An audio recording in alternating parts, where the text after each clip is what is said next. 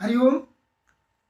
आज 25 जुलाई दिन रविवार के दिन आज आपको स्वागत करता हूं अपने दिव्यवाणी कार्यक्रम में, जहां हम प्रतिदिन चर्चा करते हैं आज के राशिफल, यानी आपके भाग्य की सुई क्या इशारा करती है कि आज का दिन कैसा रहेगा आपका। साथ ही साथ उसके बाद हम पंचांग की भी चर्चा करते हैं, जहां हम यह चर्चा करते हैं कि आज के किस मुहूर्त में कौन से कार्य आपको करने चाहिए, किस मुहूर्त में कौन से कार्य नहीं करने हैं, किस दिशा में यात्रा करनी, किस दिशा में यात्रा नहीं करनी है। सारी बातों की चर्चा करेंगे, किंतु उसके पूर्व आज जिनका जन्म दिवस है, जिनके विवाह की वर्षगांठ है, उन सबों को बहुत बहुत मेरी शुभकामना, मंगल कामना। अपने जीवन में आप उत्तरोत्तर उन्नति करते चले जाएं, ऐसे ही शुभ आशीर्वाद आपको। स्मरण भी करा दूं, यदि मेरे YouTube चैनल को आपने अभी तक सब्सक्राइब नहीं किया है तो कृपया कर ले तुरंत, ताकि मेरे सारे वीडियोस आपको निरंतर और निर्बाध रूप से मिलती रहे। आप इसका लाभ उठाएं और प्रियजनों को शेयर भी करें, ताकि उन्हें भी इनका लाभ मिल पाए।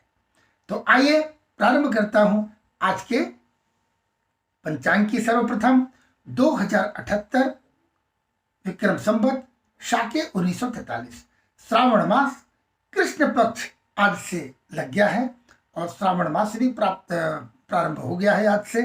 प्रतिपदा तिथि है जो कि 6:08 तक ही रहेगा प्रातः। इसके उपरांत द्वितीया तिथि लग जाएगी। श्रवण नक्षत्र है अपराह्न 12:47। इसके उपरांत धनिष्ठा नक्षत्र लगेगी और चंद्रमा मकर राशि में ही संचरण कर रहे हैं। अभिजीत मुहूर्त, जिसकी चर्चा मैं प्रतिदिन बहुत ही विशेष रूप से करता हूं, लगभग 1 घंटे का कालखंड में मिलता है। इस बीच में किसी भी यात्रा का प्रारंभ या शुभ कार्य का प्रारंभ करना यह चिरकाल तक आपको शुभ और मधुर फल देते हैं, जो कि आज 12 बजे से अपराह्न 12:55 के अंतर्गत रहेगा। इसके ठीक विपरीत राहु काल की भी चर्चा होनी चाहिए, जो आज 4:30 बजे से संध्या 6 बजे के मध्य रहेगा। ये 1.5 घंटे के कालखंड के अंतर्गत किसी भी शुभ कार्य का प्रारंभ या यात्रा का प्रारंभ करना वर्जित है, नहीं किया जाता है। यह शुभ फलदायी नहीं है। और आज आपको पश्चिम और नैऋत्य की यात्रा करना भी वर्जित है, निषेध है, नहीं करेंगे। किंतु यदि ऐसा कार्य, ऐसा प्रयोजन है, यह नहीं टाला जा सके, तो आप पान खा ले और पान खाकर भगवान को, माता रानी के चरणों में अपना प्रणाम निवेदित कर अपनी यात्रा का प्रारंभ करें। आपकी यात्रा मंगलमय हो। तो आइए अब चर्चा करते हैं हम 12 राशि की। तो सर्वप्रथम मेष राशि की चर्चा करूं। मेष राशि के जातकों को बताना चाहूंगा कि आपके पिताश्री के प्रति विशेष थोड़ी ध्यान देने की आवश्यकता है। स्वास्थ्य के लिए विशेषकर कहीं किसी प्रकार की खाने पीने से संबंधित फूड पॉइजनिंग ना हो जाए, विषाक्त कोई प्रभाव न पड़े, इसके लिए आपको थोड़ी विशेष सावधानी की आवश्यकता है। कृपया उन्हें अवश्य ध्यान दें।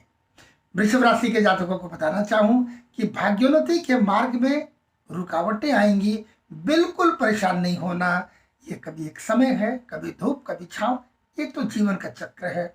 अपने प्रयास में लगे रहे सकारात्मक भाव से, निश्चित आगे उन्नति अवश्य होगी। मिथुन राशि वालों को बताना चाहूंगा कि पैतृक संपत्ति के मामले, जहां किसी प्रकार की संभवतः आप योजना बना रहे थे, थोड़ी अड़चन के योग बन रहे हैं या पुनः ठीक हो जाएगा। उस दिशा में थोड़े सकारात्मक प्रयोग करने की आवश्यकता है। कर्क राशि वालों को बताऊं, प्रेम प्रसंग के बीच में थोड़ी किसी के षड्यंत्र, किसी के कह देने पर किसी के मन में किसी प्रकार की आशंका आ जाए और उस षड्यंत्र के कारण आपके प्रेम संबंधों में थोड़ी खटास आ सकती है। इसे आप सजग रहें, सावधान रहें, मन न भटके, ऐसी भी प्रयत्न करते रहें। सिंह राशि वालों को बताना चाहूं कि आपने किसी को कुछ पैसा दे रखा है, शायद आप सहयोग के ही कारण से, उद्देश्य से दिए होंगे, लेकिन उस पैसे में थोड़ी बेईमानी की स्थिति बन रही है। मन में कुछ थोड़े नकारात्मक भाव आ सकते हैं देने वाले को, और वो देने में थोड़ी संकोच हो रही है उन्हें। तो उस दिशा में थोड़े अच्छे ढंग से सुंदर, थोड़ी चालाकी से प्रयत्न करना चाहिए।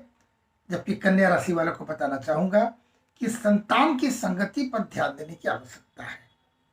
अभी को जो समय चल रहा है, जैसा परिवेश है, वातावरण है और बच्चों की उम्र, इन बातों को दृष्टिकोण पे रखते हुए उनके संगति पर विशेष ध्यान देने की आवश्यकता है कि आपका बच्चा किधर जा रहा है, उसका एटीट्यूड क्या है, इसे अवश्य विशेष रूप से ध्यान देने की आवश्यकता है।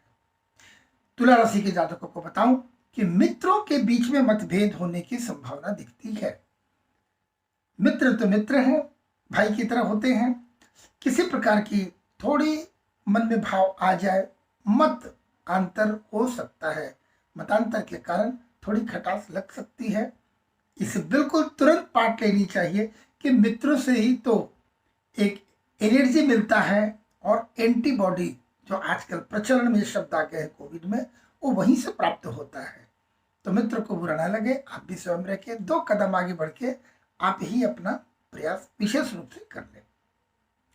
वृश्चिक राशि वालों को बताना चाहूंगा कि पराक्रम के कारण कार्य तो बनेंगे, आपके कर गुजरने की क्षमता, पराक्रम, आपके ये टैलेंट कार्य तो बनाएगा, किंतु थोड़ी पेंच, उस कार्य के बीच में थोड़ी पेंच लगती है, उस पेंच से सावधान रहने की आवश्यकता है। किसी प्रकार के कॉम्प्लिकेशन ना आ जाए, इसके लिए सतर्क रहेंगे। धनुराशि वाले प्रतीक्षा कर रहे हैं तो मैं बता दूं कि धनागम के मार्ग में अड़चने आएंगी, धनागम के होने वाले हैं, थोड़ी अड़चन, थोड़ा विलंब हो सकता है। जबकि मकर राशि वालों को बताऊं, दिनचर्या थोड़ा मलिन रहेगा, मलिन रहेगा। बिल्कुल इसे हम नकारात्मक इसलिए न लें कि सूर्य के सामने कभी बादल आ जाते हैं तो उसकी धूप की तेजी में कमी आती है, अंधेरा नहीं होता। यही भाव रखना है। ये धूप छाव लगे हैं, अभी छाव है, पुनः फिर हमें धूप मिलेगा, पुनः वही प्रकाश फिर से प्रकाशित हो जाएगा। और कुंभ राशि वाले को मैं बताना चाहूंगा, निरर्थक यात्रा के कारण परेशानी हो सकती है। या तो योजना अच्छे ढंग से बना ले यात्रा से संबंधित, या अति आवश्यक न हो तो अभी टाल देना ही उचित होगा। और अति आवश्यक यदि है जाना, नहीं टाला जा सके तो सुंदर योजना बनाएं, उसकी एक सुंदर सी प्लानिंग कर लें कि यात्रा आपकी सुखद भी हो और परिणाम भी सकारात्मक आए। अंतिम राशि मीन राशि, योजनाएं सफल होने में थोड़ी रुकावट, चिंता हो सकती है, जिस कारण से कि योजना आपने जो बनाई थी, ये सारी योजनाएं थोड़े किसी कारण से इसकी सफलता प्राप्त होने में थोड़े विलंब, थोड़ी रुकावट, थोड़ी अड़चनों का सामना करना पड़ सकता है। तो 12 राशि की चर्चा कर दी मैंने, और अब कल पुनः फिर हम उपस्थित होंगे।